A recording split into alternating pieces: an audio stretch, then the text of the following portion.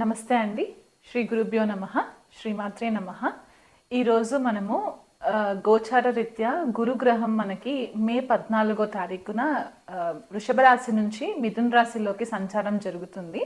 So ఆ సంచారంలో మనకి ఏ రాశుల వాళ్ళకి ఎలాంటి ఫలితాలు ఉంటాయనే విశ్లేషణ చేద్దాము. సో ద్వాదశ రాశుల వాళ్ళకి గురు గోచార ఫలితాలని ఈ వీడియోలో తెలుసుకునే ప్రయత్నం చేద్దాము. గురుగ్రహం మనకి మే 14వ తారీఖున రాత్రి 11:20 మనకి న్యూఢిల్లీని కనుక మనము లొకేషన్గా తీసుకున్నట్లయితే కనుక ఆ సమయానికి వృషభ రాశి నుంచి మిథున రాశిలోకి సంచారం జరుగుతుంది.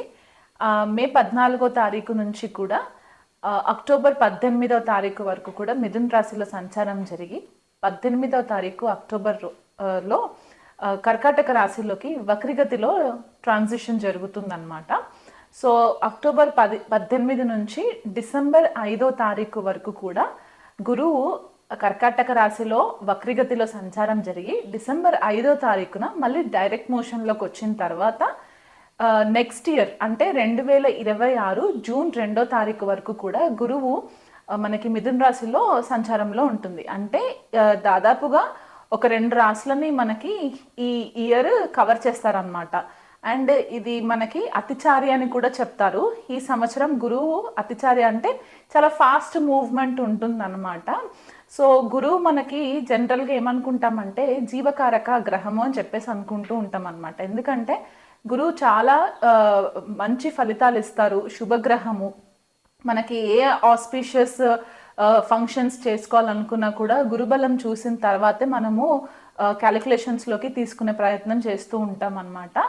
జీవకారక అంటే మనకి ఏదైతే ఆక్సిజన్ మనకి సప్లై అవుతుందో దీనికి గురువే కారణం అవుతారు. మనకి ప్రాపర్ ఎథిక్స్ నేర్పించడానికి మన మారల్స్, వాల్యూస్ ఇవన్నీ కూడా గురుగ్రహం నుంచే వస్తాయి. మనకి గురువుల యొక్క బ్లెస్సింగ్స్ ఉన్నాయా లేదా, లేకపోతే దైవ బలం ఉన్నదా లేదా అనేది కూడా మనకి జన్మజాతకంలో గురుగ్రహాన్ని పొజిషన్ని బట్టి మనకి తెలుసుకుంటాం అన్నమాట.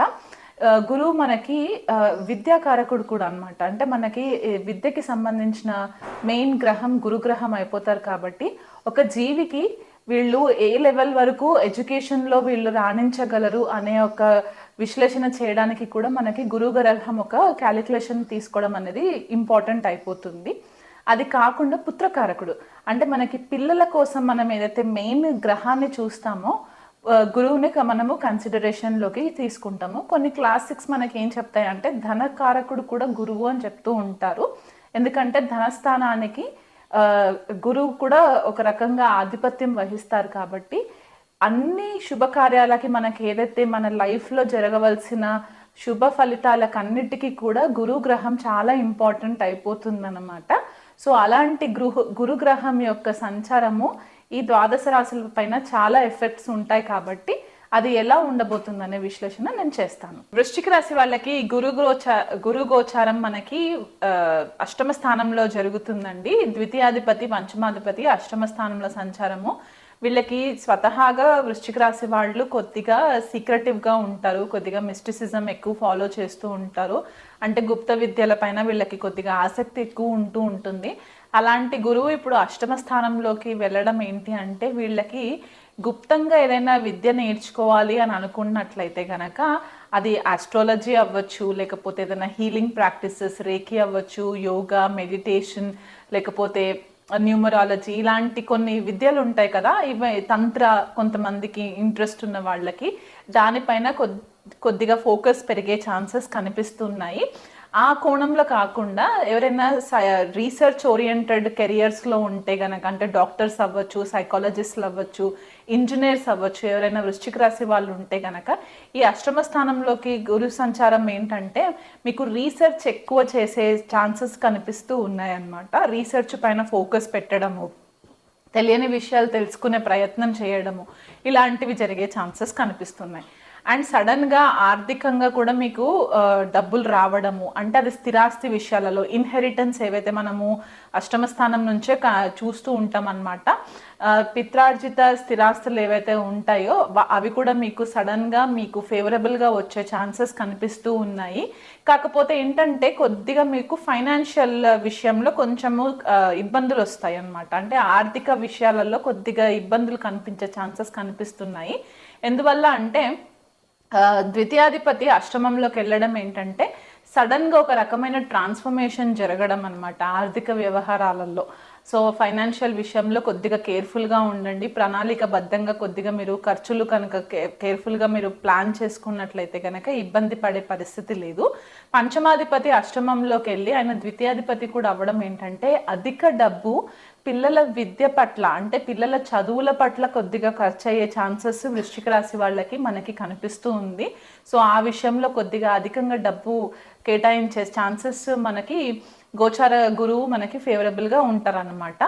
ఆ అష్టమంలో ఉన్న గురువు వ్యయస్థానాన్ని కూడా చూస్తారు కాబట్టి కొద్దిగా మీకు అందరితో ఎక్కువ మింగిల్ అవ్వకుండా వీలైనంత మట్టుకు ఒంటరిగా ఉండడానికి ఇష్టపడడము, ఏదైనా తీర్థయాత్రలు చేయడము, ఏదైనా గుప్తంగా విద్యలు నేర్చుకోవడము, ఒంటరిగా టైం ఎక్కువ స్పెండ్ చేయడము, భాగస్వామితో కూడా కొద్దిపాటిగా చికాకులు రావడము, వాళ్ళతో కొద్దిగా సఖ్యతగా ఉండకపోవడము, ఇవన్నీ కూడా కొద్దిగా ఇష్యూస్ కనిపిస్తూ ఉన్నాయి.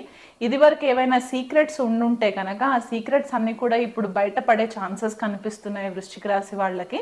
సో ఆ విషయంలో కొద్దిగా కేర్ఫుల్గా ఉండండి. ధార్మికంగా ఉండే ప్రయత్నం చేయండి. ఎవరిని కూడా దూషించి ఒక మాట మాట్లాడకండి, గాసిప్స్ చేయకండి ఎవరి గురించి అయినా సరే. ఎందుకంటే గురువు అష్టమంలో ఉన్నప్పుడు ఏది కూడా మనకి హైడ్ చేయరనమాట, అన్నీ కూడా బయట పడిపోతాయి. కాబట్టి ఆ విషయంలో కొద్దిగా కేర్ఫుల్గా ఉండండి. ఆరోగ్యం పట్ల కొద్దిగా శ్రద్ధ వహించండి. ఎస్పెషలీ మీకు ఉదర సంబంధితమైన హెల్త్ విషయంలో, లేకపోతే యూరినరీ ట్రాక్ట్ విషయంలో యూరినరీ ప్రాబ్లమ్స్ రాకుండా ఉండేలాగా చూసుకోండి, ఇన్ఫెక్షన్స్ రాకుండా ఉండేలాగా చూసుకోండి. ఆకస్మికంగా మీకు ఇబ్బందులు వచ్చే ఛాన్సెస్ కనిపిస్తున్నాయి. ట్యాక్సెస్ కూడా ఏవైనా ఉంటే కనుక ఇప్పుడు అబ్రాడ్లో ఉన్న వాళ్ళు ట్యాక్స్ ఫైలింగ్స్ ఏవైతే చేస్తూ ఉంటారో, లేకపోతే ఇండియాలో వర్క్ చేసే వాళ్ళు ట్యాక్స్ ఫైలింగ్స్ చేస్తూ ఉంటారు కదా, ఆ విషయంలో అశ్రద్ధ వహించకుండా టైంకి మీరు ట్యాక్స్ ఫైలింగ్స్ చేసేసుకుంటే కనుక ఇబ్బంది లేదు. లేకపోతే గవర్నమెంట్ నుంచి కొద్దిపాటిగా మీకు స్ట్రెస్ వచ్చే ఛాన్సెస్ కనిపిస్తూ ఉన్నాయి. చతుర్థ స్థానం పైన కూడా గురువు యొక్క దృష్టి పడుతుంది కాబట్టి మోక్ష త్రికోణాలన్నీ కూడా యాక్టివ్లో ఉంటాయి. కాబట్టి మీరు చాలా ఇంటర్నల్ హీలింగ్ అవుతుంది. ఓకే, ఆ ఇంటర్నల్ హీలింగ్ మీకు కొద్దిగా ఇమోషనల్గా కూడా ఇబ్బంది పెట్టే ఛాన్సెస్, అంటే ఇదివరకు ఎవరినైనా ఇష్టపడి ఉన్నా లేకపోతే ఫ్రెండ్షిప్స్ ఏవైనా ఉండుంటే కనుక వృశ్చిక రాశి వాళ్ళకి అవి కొద్దిగా కట్ అవ్వడం వల్ల వీళ్ళకి కొద్దిగా ఇమోషనల్గా ఇబ్బంది పడే ఛాన్సెస్ వృశ్చిక రాశి వాళ్ళకి కనిపిస్తుంది. కాబట్టి గృహంలో కొద్దిగా ప్రశాంతత లేకపోవడము, చికాకులు రావడము, లేకపోతే గృహానికి సంబంధించి అధికంగా డబ్బు ఖర్చు పెట్టడము, ఇలాంటివి కూడా కొద్దిగా వృశ్చిక రాశి వాళ్ళకి కనిపిస్తుంది. కాబట్టి వీలైనంత మట్టుకు మీరు ప్రాపర్గా ప్లాన్ చేసుకుని మీరు ఎక్కువ ఎవరితో డిస్కషన్స్లోకి వెళ్లకుండా, ఆర్గ్యుమెంట్స్ చేయకుండా ఉన్నట్లయితే కనుక ఈ గురువు మీకు అన్ని విధాలుగా ఫేవరబుల్గా ఉంటారు. కాకపోతే అష్టమంలో గురు సంచారం కాబట్టి కొద్దిగా ఆకస్మికంగా ఇబ్బందులు వచ్చే ఛాన్సెస్ ఉన్నాయి. కాబట్టి మీరు కొద్దిగా గురువుకి పరిహారాలు చేసుకున్నట్లయితే కనుక మీకు ఈ సంవత్సరం అంతా కూడా ఫేవరబుల్గా ఉంటుంది. 16 గురువారాలు మీరు ఉపవాసం ఉండే ప్రయత్నం చేయండి. హెల్త్ సపోర్ట్ చేస్తే కనుక ఒక పూట భోజనం చేసి ఉపవాసం ఉంటే కనుక మీకు 16 గురువారాలు అండ్ ఆవు నెయ్యితో దీపం పెట్టడము, పసుపు ఒత్తులతోటి దీపం పెట్టడము, దీపారాధన చేసుకోవడము, గురుపాదుక స్తోత్ర పారాయణం చేసుకోవడము, ఏదైనా గురు మంత్రం తీసుకొని అది పారాయణం చేసుకోవడము, లేకపోతే ఎవరికైనా సరే మంత్రదీక్ష తీసుకున్న వాళ్ళు ఉంటే కనుక ఆ మంత్రాన్ని రెగ్యులర్గా పఠనం చేసుకోవడం వల్ల కూడా మీకు మంచి ఫేవరబుల్ రిజల్ట్స్ వస్తాయి. ఎవరిని అంత గుడ్డిగా నమ్మకండి. గురు రూపంగా ఎవరైనా వచ్చి మీకు మంత్రోపదేశం చేస్తాము అన్నా సరే వాళ్ళని ఎవరిని కూడా నమ్మకుండా మీకు మనసుకు ఏది కరెక్ట్ అనిపిస్తే అది చేసే ప్రయత్నం చేయండి.